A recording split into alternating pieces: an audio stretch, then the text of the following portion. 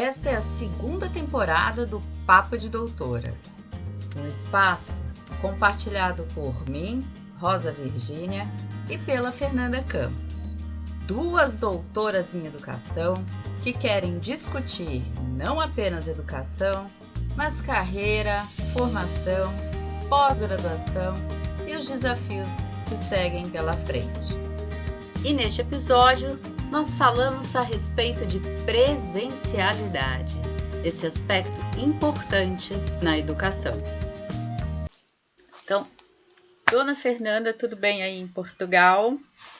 Tudo bem, Rosa, e com você aí no Brasil? Tudo melhor porque o outono está chegando, para minha alegria, porque eu sou uma criatura que detesta calor, então a esperança segue em frente para chegar dias mais frescos, tempos mais frescos. Hoje, como eu comentei com você rapidamente, um dia mega especial, que é o aniversário da minha filha Sofia, que faz 21, e como eu falei para você, eu não tenho maturidade para ser mãe de uma moça de 21. Para quem... Ai, parabéns, né, para Sofia hoje. Nossa, nem fale. Aliás, faz 21 anos que eu sou mãe, né? Então, é isso. Para filha e para mãe, não é? Nasceu uma mãe há 21 anos.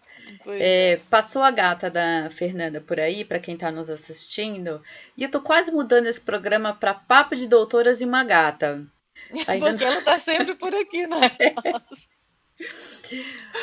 Fê, hoje a gente vai falar sobre um tema que eu confesso que é um tema que me angustia um bocado ainda, que eu ainda não acertei os meus ponteiros com ele, que é a questão da presencialidade, que vem muito forte efetivamente depois da pandemia. Eu acho que depois da pandemia nossos olhos se voltaram para a educação à distância, seja no formato síncrono, seja no formato assíncrono. Mas tem uma discussão quase filosófica sobre o lance da presencialidade mesmo, né? Completamente, sim. Então, eu trouxe uma série de questões. Hoje, na verdade, eu vou praticamente entrevistar a Fernanda, porque ela entende disso muito mais do que eu. Para você ter uma ideia, Fê, eu deixei para escrever o blog da outra semana, depois dessa conversa com você, porque eu já queria escrever sobre presencialidade. E falei, não, preciso conversar com a Fernanda primeiro. Uhum. Então, vamos lá, Fê. Vamos lá, se eu vou dar conta, né? Que você Não, tá aí já enchendo a minha. Como é que fala? Me engraxando muito, mas vamos lá ver se eu vou dar conta. não, se não der conta, tudo bem, faz parte do processo, né? Não saber faz parte do Mas sim, aprender. mas sem dúvida, esse é um tema que eu tenho debruçado nos últimos tempos, apesar de que até pouco tempo eu não dava esse nome, tá, Rosa? Esse nome presencialidade entrou aqui no meu discurso há pouco tempo, assim, com essa expressão. Eu Uhum. entendia essa noção de presencialidade, né, que é hoje que a gente está chamando de presencialidade de uma outra forma, mas tenho entendido agora isso com outro sentido. Mas vamos lá. E sim, ai meu Deus, Sim, a tem gata faz muito. parte. Ai, olha, gente, quem tá vindo aí é porque ela é muito aparecida, ela não pode ver que eu tô aqui, que ela gosta de aparecer. E você disse que tem um sentido filosófico, Rosa, e tem sim. Inclusive, durante a minha tese, né, eu estudei um pouco sobre isso, e aí tem um filósofo, aliás, dois. Um que é o Hans Ulrich Gumbrich, que ele tem um livro que chama justamente Produção de Presença, e tem uma filósofa brasileira, que é uma que eu cito muito, que é a Lilian do Vale, e que ela vai discutir essa questão da presença nos cursos de educação à distância. Mas bora lá, vamos ver se É eu. engraçado porque você falar nisso, essa questão da presencialidade, a construção dessa angústia começou para mim também no doutorado, mas não em referência à minha tese, que não tinha nada a ver com isso, mas começou para mim no doutorado porque eu tinha uma colega que trabalhava a questão da EAD e discutia a presencialidade em Levinas. E ela defendia exatamente o contrário, que não havia uma relação ali suficiente para se estabelecer um vínculo de aprendizagem. E isso me perturbou muito, Fernanda. Por quê? Porque se a gente for olhar o padrão de educação à distância que é ofertado aqui no Brasil, pelo menos até a pandemia, digamos assim, até o início da pandemia, a gente tinha uma educação à distância que era elaborada de uma maneira bastante massificada, sem um cuidado mais rebuscado. Talvez, a partir do advento da pandemia e da necessidade de se rever e valorizar a educação à distância, tenha se feito uma certa remodelagem disso, né? Eu vejo Sim. uma tentativa, por exemplo, de construir a presencialidade com interação. Mas eu não Sim. sei em que medida a gente não tem que fazer essa interação de maneira personalizada. Enfim, estou deixando no seu colo essas questões. Então, não, realmente, concordo aí com algumas coisas que você apontou, mas sobre a pandemia, acho que a gente precisa apresentar aqui um porém. Então, vamos lá. Sim, concordo sobre essa questão, né, da massificação da educação à distância, concordo sobre que a presencialidade, ela é produzida nesse sentido da interação mesmo, né? Inclusive, eu partilhei um texto com você do Romero Tori, que é outro professor também do Brasil, que vai discutir isso, e que ele vai chamar de educação sem distância. Mas vamos lá. O ponto que talvez eu tenha ali alguma ressalva é sobre a questão da pandemia e uso das tecnologias, porque durante a pandemia o que se fez de educação à distância é um pouco diferente daquilo que a gente estava habituado, que era aquilo que você chamou mais de massificado. Por quê? Acho que não sei se a gente já teve algum podcast que a gente falou sobre isso, mas por quê? Nessa educação à distância, que eu vou chamar de raiz, entre aspas, né? Naquela brincadeira assim de Nutella e raiz, sabe? Mas nessa educação à distância raiz, né, do que a gente conhecia antes, Sim, era baseado no assíncrono, não é? Era total. baseado muito nessa flexibilidade espaço-temporal.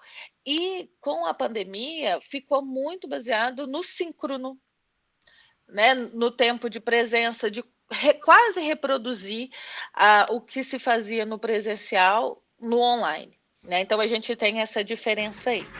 Mas por isso que eu apresentei essa ressalva. Mas, sem dúvida, é importante a gente pensar que essa sensação, né, essa noção de presencialidade, elas constitui, sobretudo, com as tecnologias, né, de informação e da comunicação. Isso Sem é dúvida. fato. E isso também é uma das coisas que o Gumbris vai dizer, que a Lília do Vale também vai dizer, porque, na verdade, a presencialidade, pelo menos a forma que eu entendo, né, baseado nesses autores, não é de fato uma presença em si, mas é uma noção de presença.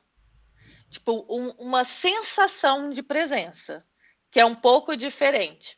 Inclusive, quando eu estava preparando para fazer o podcast, eu pesquisei algumas coisas e aí encontrei um webinar que foi feito por alguma instituição que falava assim, a volta da presencialidade. Eu acho que está um pouco errado, porque não é a volta da presencialidade, é a volta da presença. Porque uma coisa é a presença física, a gente sentir, né, pegar, olhar cara a cara e ter essa... tocar mesmo, né? Uma coisa mais física. No entanto, por outro lado, a presencialidade é a construção dessa sensação de presença. E por que eu estava te dizendo que até antes a palavra presencialidade ela entrou no meu repertório há muito pouco tempo, né? A palavra, assim, essa expressão. Porque eu entendia, em especial na educação à distância, né, que é o meu tema de interesse, que é o meu tema de experiência e tal, eu utilizava uma outra coisa que era o estar junto virtual, que é uma expressão que também é usada pelo Romero Tori e também por outros autores, e também me baseei muito num conjunto de ideias de 3 professores canadenses que eles chamam de comunidade de inquirição. E dentro dessa comunidade, eles falam das presenças, que são 3. Presença social, presença de ensino e presença de conteúdos. Então, eu estava muito com essa construção dessa ideia de presença. Percebe, assim, um pouco? Mas e aí quando a gente estava preparando também, eu até compartilhei esse texto, falei, olha, Rosa, meu raciocínio está indo por aqui, não sei se a gente Sim, está em sim. concordância. Não, mas é muito interessante até a gente não tá em concordância, porque isso faz com que traz reflexões, por exemplo. Eu gostei muito dessa questão que o texto traz e você ainda reforçou, que é a noção de presença. Porque a gente tem uma ilusão, né? Pelo menos o setor educacional como um todo tem uma ilusão de que a presença concreta, a mera presença concreta já traz a presença educativa. E isso não necessariamente é verdade. Quantas vezes eu não tive em sala de aula alunos que a gente brincava que estavam de corpo presente, Exato, era exatamente. mas a cabeça estava em outro Em lugar, outro lugar, exato. né? Então, se a gente olhar também para a questão da presença e mudar, novamente deslocar ela de lugar e pensar na presença educativa, é outro tipo de engajamento que a gente pretende, é outro tipo de relação que a gente pretende. E você traz outra questão que eu concordo plenamente. Com a pandemia, a gente não teve uma aula modelo EAD. A gente insistiu no erro, e não é a primeira vez que eu falo isso, de pegar toda a estrutura, toda a lógica de uma aula presencial e jogar ela para o EAD, considerando que os tempos fossem a mesma coisa.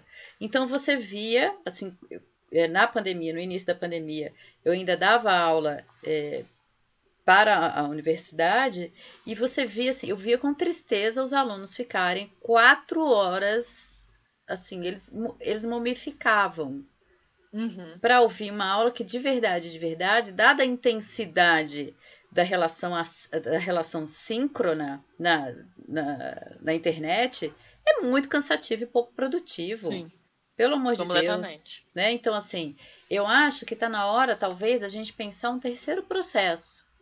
Porque a EAD, no padrão que se estabeleceu, e aí eu estou falando exclusivamente do Brasil, porque eu não conheço a realidade de Portugal, mas o padrão é, de gênese, digamos assim, que a EAD nasce no Brasil, é para, considerando o espaço brasileiro como um espaço continental, atender demandas as mais distantes, as mais diferentes, mas com uma preocupação muito pequena em relação à qualidade. Isso, inclusive, tem gerado um problema hoje aqui no Brasil, Fê, que eu não sei se você tem noção disso, mas a maioria dos cursos de pedagogia no Brasil se tornaram EAD. Já eram muitos cursos EAD, mas hoje em dia nós temos a maioria. E a gente Sim. tem um processo de desestruturação de alfabetizadores. Essas pessoas vão para as escolas mal formadas alfabetizar as nossas crianças. E aí as pessoas estranham quando a gente tem criança de 8, 9, 10 anos que mal sabe ler, mal sabe escrever. Então tem um problema lá atrás. Obviamente eu não estou dando a EAD exclusivamente esse ônus. Eu entendo que a gente tem problemas educacionais de base, a gente tem um ensino médio com problemas, a escola pública com problemas e assim sucessivamente. Mas é preciso a gente pensar, né? E assim, aqui a gente está mesmo para a questão do papo e o pensamento livre, mas a gente pensar um outro EAD que se estruturasse a partir da experiência inicial, da gênese da EAD, mas dessa segunda experiência também que aconteceu, que Sim. essa estruturação atabalhoada da educação remota, como se costuma chamar no Brasil, em função da pandemia. Porque eu ainda vejo, por parte das instituições, mesmo aquelas que querem realizar uma boa EAD, processos constituídos de ensino-aprendizagem que, assim, subestimam demais a capacidade do aluno, né? Que dão, assim, dão determinadas atividades. Bom, nesse momento eu estou fazendo uma pós-graduação EAD. E tem dia que eu fico Não, e que aí eu desesperada. fiquei assim muito constrangido porque fui eu que te recomendei. Não, mas E depois uma, eu fiquei. não, uma coisa é uma coisa, outra coisa é outra coisa, né? Mas para mim a Eu experiência. tinha uma noção que seria boa tendo visto, né, quem tá Sim, aí não, à frente. os professores são ótimos, mas eles também são subutilizados. E aí, voltando a falar de EAD, tem determinadas coisas. Se você oferta um curso EAD, e isso também eu faço uma reflexão muito grande lá na consultoria, e talvez até eu tenha poucos cursos que são à distância e tenha muito mais cursos síncronos, porque exige um nível de cuidado, inclusive estético, que em muitos lugares eu não vejo. né? Uhum. Pensando não apenas na beleza estética, mas pensando na questão da aprendizagem, sabe, Fê? É, Uhum. na experiência que eu estou tendo agora, eu estou fazendo uma pós em design educacional e a minha experiência estética é frustrante. Eu falo, meu Deus, o Uhum. que é isso? Né? Uhum. Então, assim, é preciso trazer esses contrapontos. Eu sei que não necessariamente tem a ver com a presencialidade em sentido estrito, que eu estou falando aqui, mas se a gente fala de Mas tem um presencialidade. pouco, mas tem um Tem, pouco porque se a depois. gente fala da presencialidade como um suporte para o engajamento, aí você já tem problemas, né? Uhum. E além disso, a gente precisa entender essa nova presencialidade e trabalhar essa nova presencialidade, porque eu não acredito mais que seja uma tendência, mas eu acredito muito que seja uma necessidade educativa, Uhum. né? Que a gente fortaleça esses vínculos, que a gente trabalhe esses vínculos. Sim, não, sem dúvida, e concordo contigo, assim, em vários aspectos. É, e aí, sobre isso, né, que você estava falando sobre essa questão do engajamento e tudo. E quando eu falei, né, que essa questão estética tem a ver, porque, né, aquela coisa, a gente é atraído também pela questão estética, né? Sim. E uma coisa que a gente não pode deixar acontecer, que às vezes também eu vejo algumas pessoas fazendo, sobretudo as pessoas que dizem que estão fazendo ensino híbrido, né? Porque daí a gente vai pensar que usa muitas vezes a plataforma online, os ambientes virtuais de aprendizagem, só como um repositório. Então, depositam ali os materiais, depositam os textos, falam, olha, a gente está fazendo ensino híbrido porque a gente está usando essa plataforma, mas sem necessariamente aproveitar, de fato, desse espaço. Agora, sobre a educação à distância, outro dia até estava conversando um pouco sobre isso, penso que nesse sentido que você está dizendo, e aí buscando aqueles autores que eu estava dizendo, aquele grupo, né, de personalidades canadenses, que é o Anderson, o que é mais forte nisso é o Gary Anderson, e depois ele tem um grupo de pessoas que trabalham com ele, e que é sobre, né, a presença de ensino, a presença social, enfim. E a presença de ensino é sobre isso, né? E aí quem tem um papel importante nisso também? O design instrucional, sobre como que vai construir esse percurso de aprendizagem, e tem também importância o tutor, Uhum. porque é o tutor que também vai, assim, a presença de ensino no desenvolvimento do material, na organização estética, na apresentação dos materiais, como que esse conteúdo vai ser apresentado, e depois no tutor, o tutor com a mediação. Né? Então tem, e claro que os outros profissionais envolvidos também têm essa importância.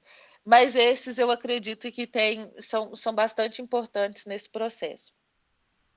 E quando você diz também, né, dessa questão da educação à distância, o que às vezes eu percebo, e às vezes em alguns lugares que eu já trabalhei, eu sempre bato muito na tecla da interação, sabe, Roça? Uhum. Porque eu sou uma pessoa que acredito que a educação, seja ela qual for, seja presencial, seja à distância, seja híbrida, seja, enfim, ela se faz pelas relações sociais. Total. Né? Eu Total. sou muito da base construcionista, assim, Construtivista. que a Uhum. aprendizagem se faz pelas relações. Sim, Então, eu total. bato muito na tecla dessa questão da tutoria, assim, pode parecer meio, mas é a forma que eu acredito. E também acho que é importante, considero ser importante, a presença do tutor no espaço, sabe? Porque uma Uhum. vez que o espaço fica completamente abandonado, não, também eu acho que é uma forma de cair aí esse engajamento. Eu lembro que no ano passado, se eu não me engano, no ano retrasado, eu fiz um curso aqui em Portugal que era de coordenação, como é que era? Coordenação de formações. E eu sentia um vazio, sentia um silêncio. Por quê? Eu colocava questões, ninguém me respondia, os colegas não me respondiam, o tutor não me respondia, eu ficava ali sozinha, sabe? Uhum. Agora, por outro lado, aí depois, quando chegou uma fase do curso que entrou uma pessoa que já entendia um pouco mais sobre metodologia da educação à distância, ela dialogava, postava coisas, e eu já senti uma outra relação. Uhum. Não que o tutor seja o único responsável por isso, mas eu acho que ele é uma peça fundamental. Sem dúvida. E vejo também muitos cursos por exemplo, MOOC, né, que eu acho que são esses cursos massificados também que se fazem, que deixa ali disponível o material e as pessoas vão fazer no ritmo que elas querem. Uhum. Esses cursos normalmente têm uma taxa de evasão assim altíssima, Sim, justamente sim. porque falta essa interação, não é? E, e é isso, assim. Mas essa noção de presencialidade, por mais que a gente já há algum tempo lide com ela, mas eu acho que a gente está aprendendo a de fato lidar com ela e pensar como criar essas noções de presencialidade, sabe? Eu acho que você traz coisas bem importantes aí e eu vou pegar pedacinho por pedacinho pra gente pensar junto. A primeira Tá coisa. quase uma sessão de análise isso aqui, Não, né? tá total, nós estamos psicanalíticas hoje. Essa questão aí do híbrido, né, do hibridismo, eu concordo plenamente, porque se a gente for considerar que basta o depósito numa plataforma virtual como algo híbrido, então a gente sempre teve ensino híbrido, porque já há alguns anos todas as instituições têm ali o seu portal, tem ali a sua plataforma para depositar material. Então, fato. O hibridismo, se não tiver uma metodologia ativa que coordene essa relação entre tempos e espaços, não é híbrido. Isso aí eu concordo, não tenho nem, tem nem para que discutir essa conversa. Esse ponto, né? Esse ponto. E aí, quando você traz a questão do MOC e a questão da ética, ou. Vou colocar ética como relação de comportamento, certo? Entre professor, estudante, tutor, algumas coisas me vêm à cabeça. A primeira delas é que quando a gente fala em MOOC, a gente está falando de um curso que geralmente o cara, em tese, tem um custo menor, porque não tem tutor, não tem todo aquele backstage que o EAD tem. E o cara tá ali porque ele realmente quer fazer um curso voo livre, né? Quando a gente entra numa ideia de EAD, que não seja um MOOC, em tese, o estudante deveria saber que ele está num curso relacional. E uma das coisas que me chama a atenção, essa não é a primeira vez que eu faço uma pós EAD. Na verdade, se for considerar, eu concluí uma em 2014, comecei uma na Exalc em 2020 e detestei, porque eram 400 alunos, e uma tutoria que era como se fosse animador de festa. Eu me sentia, no, sabe, naquelas animador de time norte-americano, sabe? Era assim, Eu aula fiquei curiosa, mas maravilhosa. por quê? Como é que era? Me No conta. meio da aula, senti um intervalo. Ai, aula maravilhosa, professora, aula incrível. E a aula tinha sido uma bosta.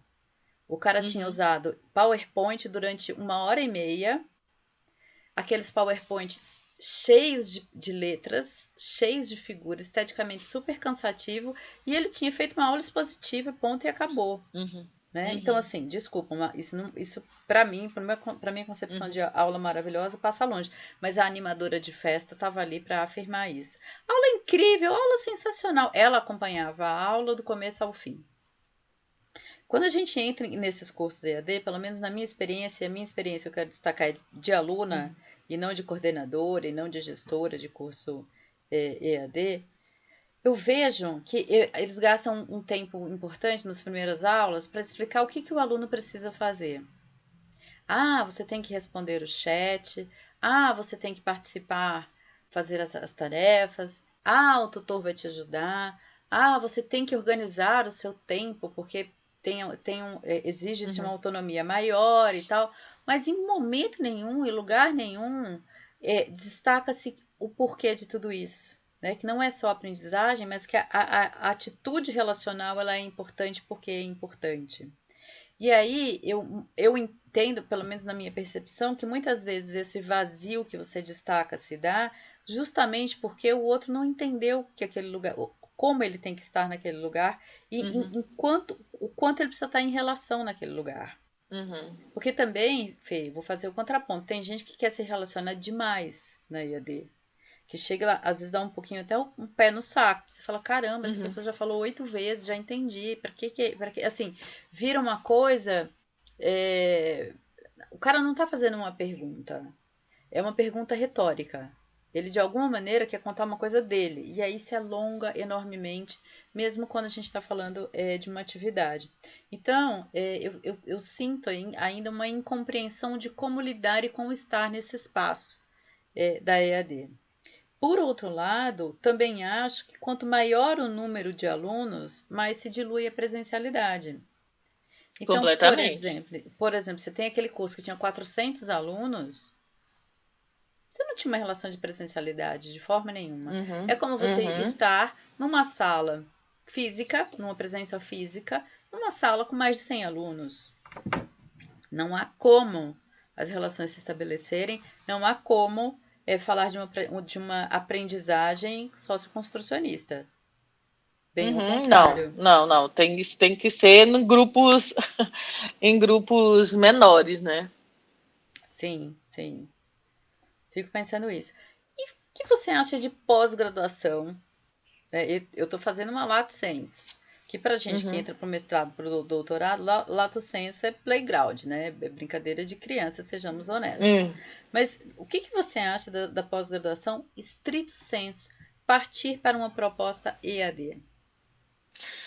Então, isso está em discussão. Acho que tem até algumas, né, que foram aprovadas. Olha, eu trabalho numa instituição, agora vamos lá.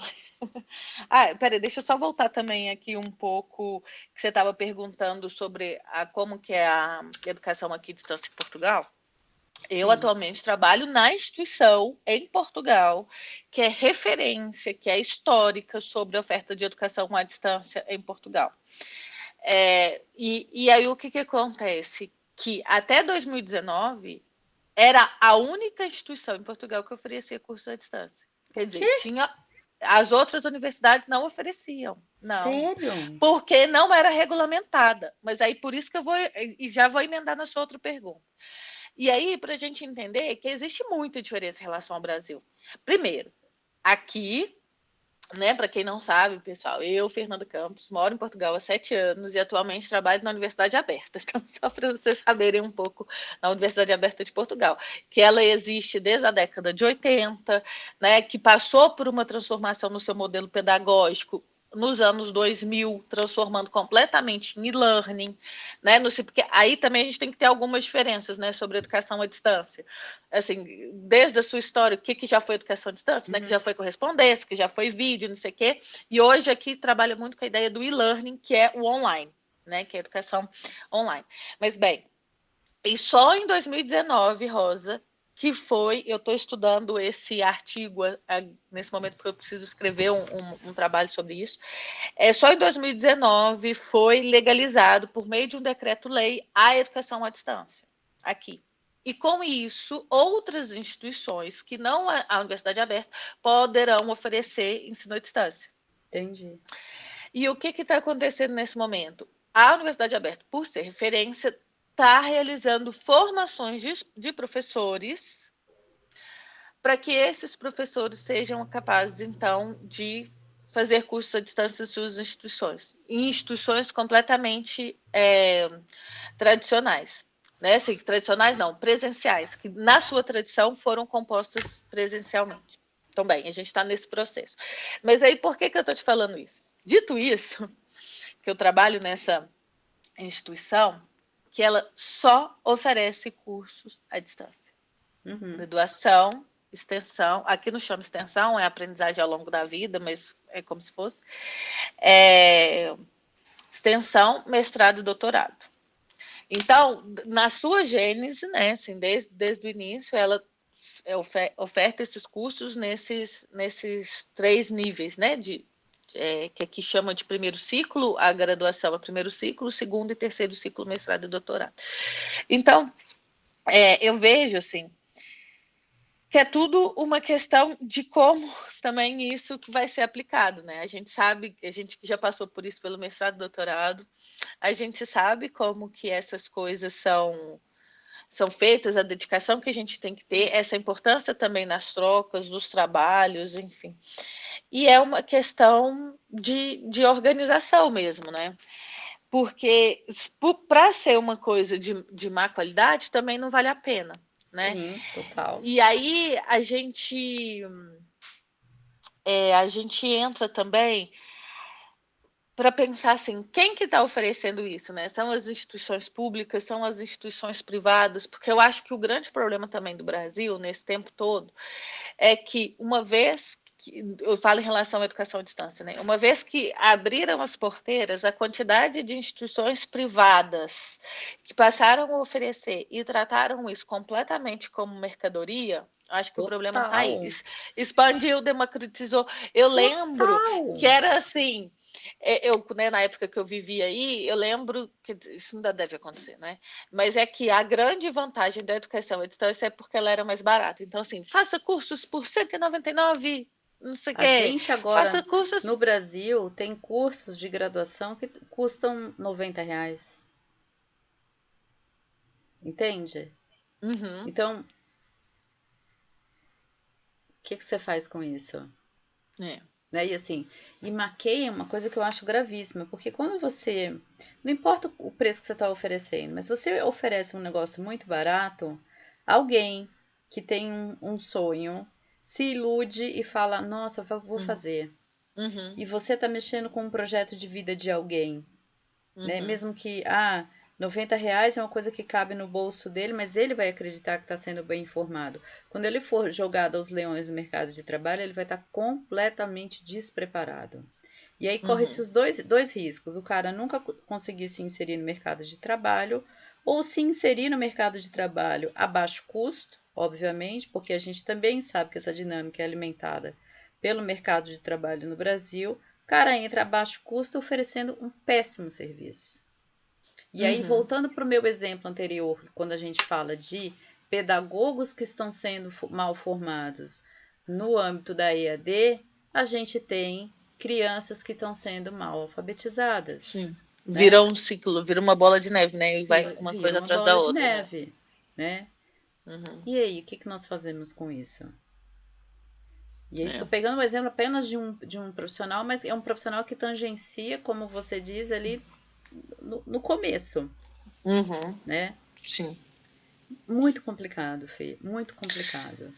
Mas voltando, sobre, né, não é voltando, porque a gente está conversando um pouco disso tudo, mas sobre essa questão da formação, da presencialidade, desse estar, assim, o que às vezes eu ouço sobre pessoas que fazem cursos, né, na universidade aberta, seja da graduação e de outros níveis também, é que as pessoas consideram mais difícil aqui. Que bom.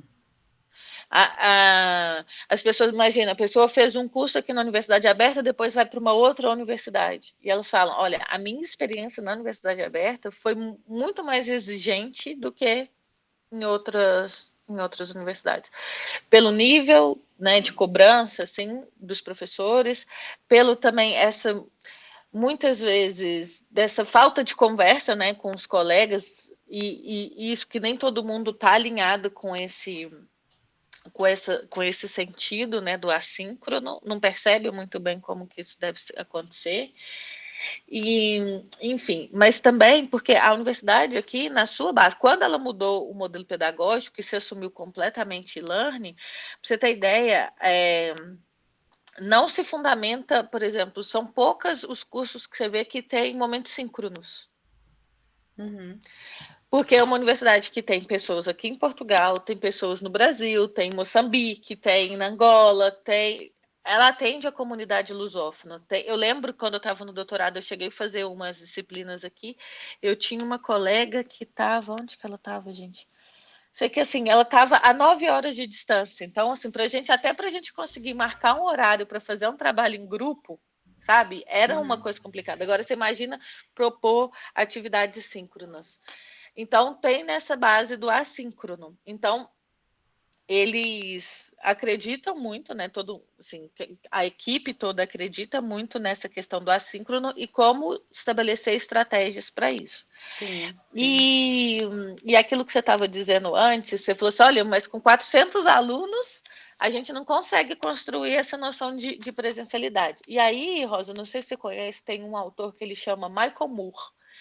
E ele escreveu um texto no final da década de 90 e aí ele não dava o nome de presencialidade. Ele dava um outro nome, que era distância transacional. Não sei se você já ouviu isso. Não, mas é bem bom. E aí, e justamente que ele vai dizer dessa distância transicional, que é uma distância psicológica, para ele é uma noção de tem uma perspectiva psicológica na construção dessa distância. E como superar essa distância, então.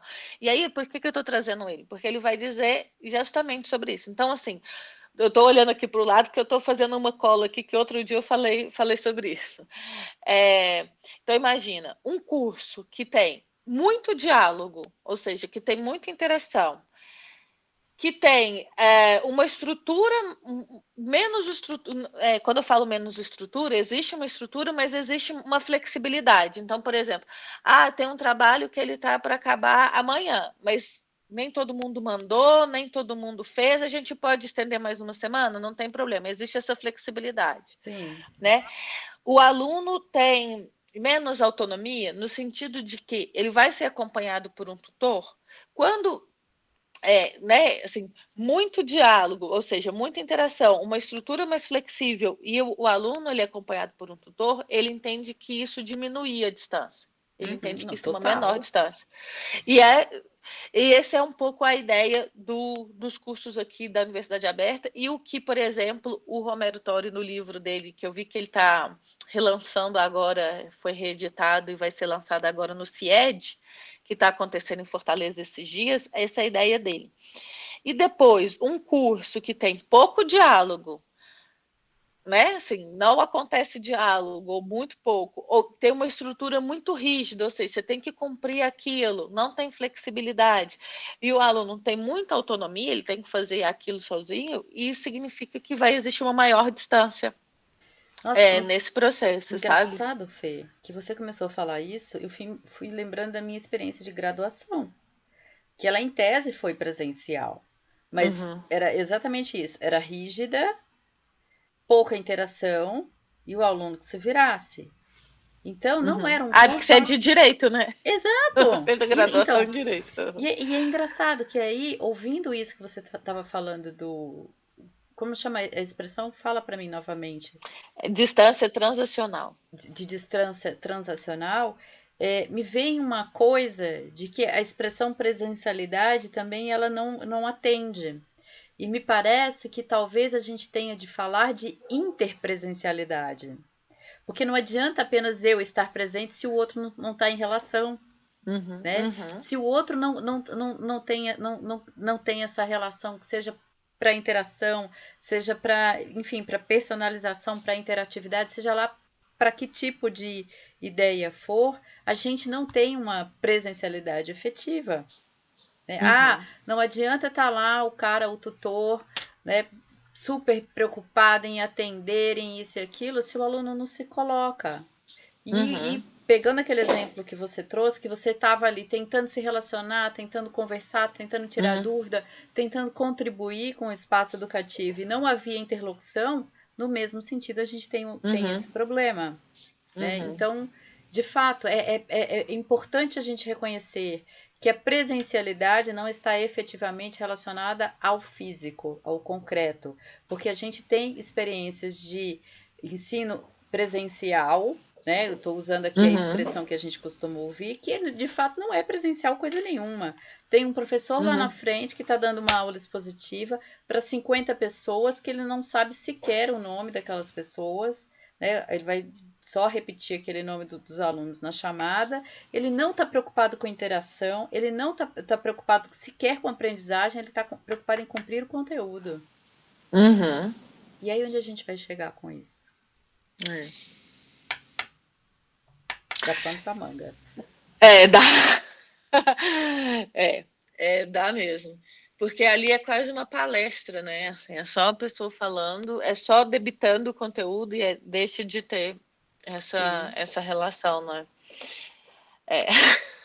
E é engraçado, como os professores têm dificuldade de sair desse lugar.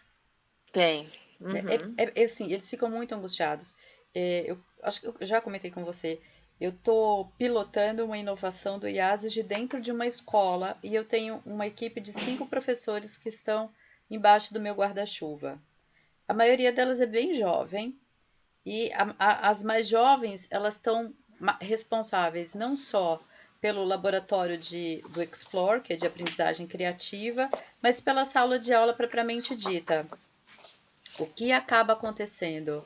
Eles são, elas são tão conteudistas que quando elas dão uma atividade interativa, que os alunos têm que ter a sua própria autonomia, elas têm dificuldade de reconhecer que estão dando aula.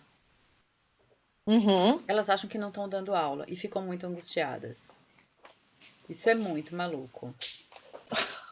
É que esses dias eu estava lendo um texto que era sobre isso, assim, como que a educação, hoje que a gente vive, e a gente já falou sobre isso, né, Rosa, assim, era um texto do Tardif, do Maurício Tardif, que ele Eu fala lembro. sobre.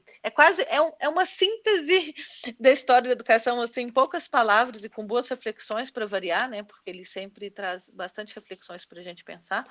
Mas como ele falava, a provocação era, eu estou achando os outros textos aqui que eram dessa revista, mas não estou achando o dele. Mas é da revista Lusófona de Educação, que ela foi publicada em 2021, e que tem uma série de pesquisadores, de autores, um deles, o Tardif, depois tem um outro aqui que está na minha mão, que é José Maria Hernandes Dias, tem do Carlos Jamil Cury também, que é sensacional, né? Esses aqui eu ainda não li, mas estão aqui, só para deixar de referência para o pessoal. Tem do Célio da Cunha e Lucimar Dantas, e Bernadette Gatti e Luiz Menezes. Todos esses professores, acredito que tenham sido convidados para pensar a educação do futuro.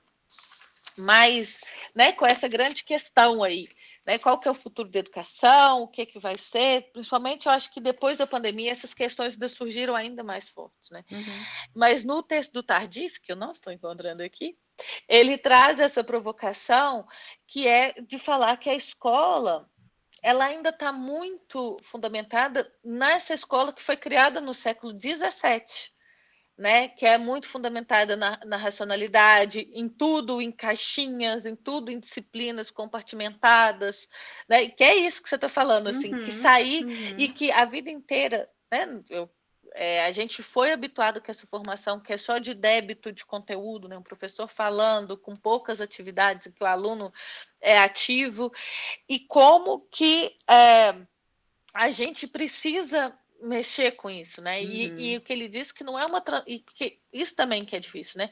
Porque também não adianta ser só um professor, ser só um ator nesse processo, né? É uma questão de mudança institucional, né? A Sim. instituição tem que se comprometer com esse processo de mudança e isso leva tempo, não é? Sim. Não, Isso leva bastante tempo. e conforme eu fui ouvindo você falar e pensando nas coisas que a gente vem discutindo, eu fico pensando, e aí eu me remeto ao Santo Foucault, que Deus o tenha, em que medida os espaços construídos não são construídos justamente para anular a presencialidade. Né? Eles são construídos para anular a Uhum, presencialidade. Se a gente olha a sala de aula tradicional, os alunos ali uhum, nuca a nuca, o professor é um verdadeiro panótipo ali, olhando todo mundo ao mesmo tempo, conduzindo o silêncio de cada um, uma estrutura uhum, completamente alheia à ideia de interação, de protagonismo, de constituição do sujeito. Ainda existe um grande autoritarismo na escola. uhum, Né? E aí eu falo não apenas por parte do professor, que também é muito submetido a autoridades, mas uhum. na ótica da própria gestão. A gestão escolar, por si só, ela é extremamente autoritária. Né? Você, por Sim, mais que a gente veja, gestão democrática e tal, não é bem isso que acontece, Fê. é. E se os professores não são, se eles não fazem parte de uma comunidade democrática, eles não Uhum, vão sim. trazer democracia para a sala de aula. E Sim, aí sim, você sim, vê completamente. uma escola extremamente autoritária, ainda ao conteudista, obedecendo uma ótica que é do século XVII, e 17. você vê um arejamento vindo de uma educação dita aprendizagem criativa, preza a autonomia, preza a construção do sujeito, e assim, são extremos demais. E Uhum. aí eu enxergo hoje um vácuo muito grande na aprendizagem do estudante, porque ele acaba que ele está entre dois. entre polarizações. Uhum. Né? E eu fico vendo essa questão do autoritarismo também, como que os currículos são impostos e como que a lista de conteúdos ela é imensa. Ela é imensa, Fernanda. E assim, como que você vai produzir uma atividade significativa tendo que cumprir todo aquele currículo, todo aquele conteúdo, porque assim é imenso, né? E aí assim, a gente volta àquela questão. Do mesmo jeito que uma grande quantidade de alunos destrói a presencialidade, uma grande quantidade de conteúdo também o faz. Né? Porque em que medida a gente vai conseguir, assim, em que medida esse conteúdo é realmente um conteúdo que vai ser aproveitado, né? Vai ser aproveitado, significativo. vai fazer sentido. Bom, a história do logaritmo é emblemática na minha vida. Até hoje eu não sei para que serve logaritmo. Então, gente, é isso, né? É a gente fazer essa reflexão do lugar da educação e de como a gente, enfim, a gente está concluindo que não é só a EAD que tem problema de presencialidade, né? O dito sim. presencial também tem. A gente tem uma ausência de interpresencialidade. Então, são essas questões, Fê, que perturbam a nossa cabeça. Sim.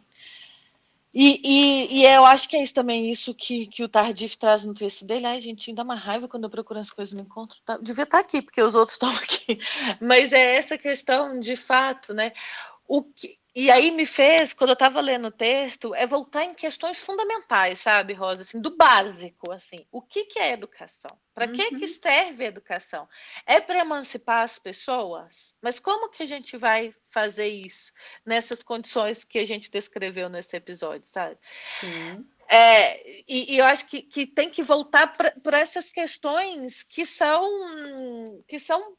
básicas, né? Assim, que são voltar assim no primeiro período de um curso, né, de licenciatura, e aí que são assim, o que é educação, sabe? Para que a gente quer educar? Como que vai fazer isso? E aí a gente reconhece que a gente tem uma educação informativa no Brasil, dada a quantidade de conteúdo que as crianças são expostas, que os adultos são expostos, que necessariamente não tem uma função na vida daqueles sujeitos. Então, acho que a gente pode encaminhar para o final, né, Rosa? Eu acho que sim, Fê. Eu tenho só uma última questão. Você falou desse então, curso de formação de professores na Universidade Aberta de UAB, que chama? Não, UAB é no Brasil. UAB também UAB? Nos dois também. Então tá. Na UAB de Portugal. Ele é aberto para todo professor ou não? Ou só... Então, ele está sendo feito para os professores do ensino superior daqui de Portugal. Mas tem que estar vinculado a alguma instituição, porque daí, assim, as instituições, né, do ensino superior entram em contato com a Universidade Aberta e aí abre-se as turmas. As turmas são formadas a partir de, como é que fala? De contratos, né, interinstitucionais. Sim.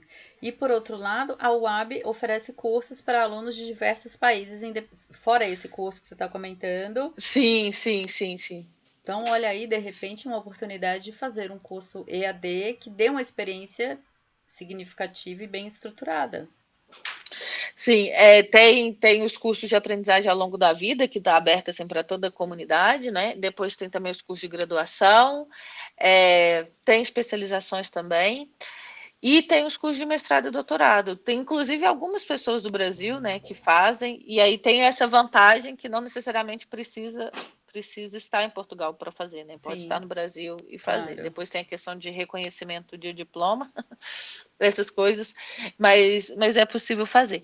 E olha, e vou te dizer também uma coisa. Aqui na Europa, nos últimos tempos, a educação à distância, quer dizer, ela sempre existiu, tem instituições muito fortes, né? Tem a Open University. Nossa, que quando eu tive a oportunidade de visitar, eu me senti na Disney, né? Porque imagina uma pessoa que estuda educação à distância, vai visitar a Open University, que fica na Inglaterra, que é a primeira universidade à distância, não sei o quê. Estava, assim, realizando um sonho. Tem a Open, tem a UNED, que é na Espanha. Sim. Né? Todos os países aqui têm uma universidade que é exclusivamente à distância. Mas nos últimos tempos, né, assim, a Comissão Europeia, enfim, eles têm desenhado planos de formação profissional que passam muito por educação à distância, sabe? Uhum. Então, tem se criado as microcredenciais, não sei se chegou isso ainda no Brasil, mas que são cursos que eles terão validade, poderão ser auxiliar, né, as pessoas a até em termos de carreira, sabe? Então e os cursos eles podem ser oferecidos presenciais, online ou híbridos. Mas com isso, com essa possibilidade, né, desse reconhecimento que podem ser feitos cursos e são oferecidos essas microcredenciais, que são reconhecimento de competência. Então imagina, eu fiz um curso, recebi essa microcredencial e a partir disso é-me reconhecido que eu tenho uma competência para determinado realizar determinada ação, Engraçado, entendeu? no Brasil está acontecendo um processo um pouquinho diferente. Estão se realizando provas, como se fosse um ENAD, um Enem, para profissionais que não tenham tido formação formal ficou esquisito, mas é isso, né? Sim. Para reconhecer que o sujeito tem essas microcompetências. Conforme você foi descrevendo, eu lembrei um pouco dos tecnólogos aqui no Brasil, né? Que são cursos de graduação feitos em 2 anos, no máximo em 3 anos. Na verdade, 2 anos e meio. Que também eu acho que é uma discussão para um outro dia, que eu me angustia, e aí me angustia a experiência brasileira dos tecnólogos. Porque, em função da nossa tradição histórica, os alunos não chegam preparados e 2 anos e meio não me parece tempo suficiente para a gente entregar um sujeito que possa ser tido como graduado, mas isso é papo um outro dia, Fernanda. Porque, só para finalizar a questão da presencialidade, vamos concluir, né? O último ponto é claro que a gente acredita na interpresencialidade, porque senão o Papo de Doutoras não estava completando 1 ano no mês que vem. Haja vista eu nunca ter visto a Fernanda fisicamente. A Fernanda, para mim, é quase um holograma, né? Eu também sou quase um holograma para ela. E sim, a gente tem discussões muito profundas e a gente conseguiu estabelecer uma relação de trabalho, de aprendizagem recíproca e de amizade também, porque a Fernanda eu acho que é a minha melhor amiga virtual. Isso.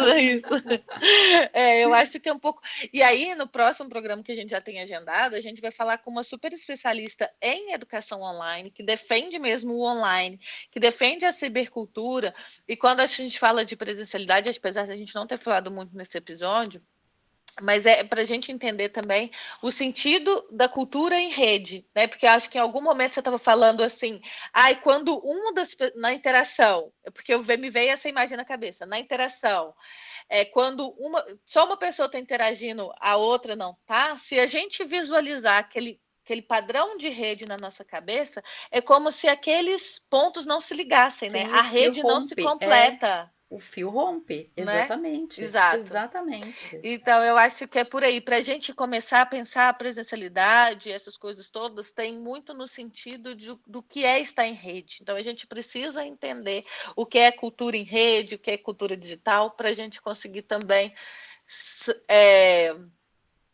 construir essas relações mais fortes. Né? Aliás, porque nós somos sujeitos gregários. Então, é isso. A gente precisa estar em relação para aprender e para se completar como sujeito, não tenho dúvida. Pois é. Olha, eu acho que hoje nem preciso deixar dica de livro no final, que ao longo do podcast fui falando aqui algumas coisas. Sim, né? Mas eu acho que você depois manda essas referências para a gente compartilhar. Tá. Eu adorei aquela estrutura que você fez do carrossel, eu gostei daquilo. Fica legal, né? Então deixa sua dica aí, Rosa, de algum texto aí pro pessoal. Olha, a minha dica é vocês escutarem o podcast Papo de Doutoras, que a conversa vai de um jeito que a gente nunca sabe onde ela vai chegar. Como que vai terminar? Mas eu acho que aquele livro, eu acabei batendo o olho nele, A Cultura da Convergência, dos Hackings, conversa muito bem com o que a gente dialogou aqui hoje. Completamente. Falou, dona Fê? Pois se cuide aí em Portugal. Falou.